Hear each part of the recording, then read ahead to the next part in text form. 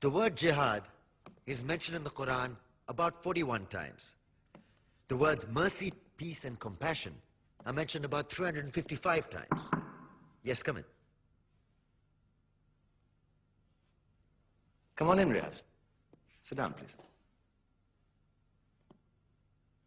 Contrary to popular belief in most Western cultures, Islam is a religion that preaches peace and tolerance. Yes, Patricia.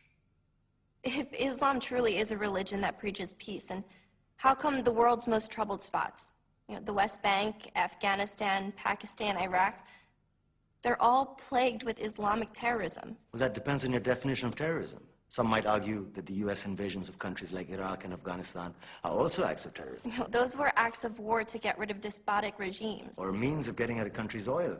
Conspiracy theories. Well, May I? Yes, please. Go ahead, Riaz. Mr. Khan is right. I mean, if we're talking about terrorists, the world's biggest terrorists are the white superpowers. Come on now. No, really, stop and think about it. Explain 9/11. Okay. Do you know how many people died in the Twin Towers strike? Around 3,000. And do you have any idea how many people died in the bombing of Afghanistan? Take a wild guess. More than 15,000 people died. And that's just conservative figures. About 50,000 tons of explosives were dropped on innocent civilians. Men, women, children. Yeah, but that was because of the Taliban. Now that you brought it up, did you know that the Taliban was a creation of the CIA to fight the Russians? Whatever. They were still harboring terrorists. Yeah, right. Terrorists that were never found. Just like the weapons of mass destruction that were never found in Iraq. Do you want to get into the death toll in Iraq? 500,000 civilians and counting.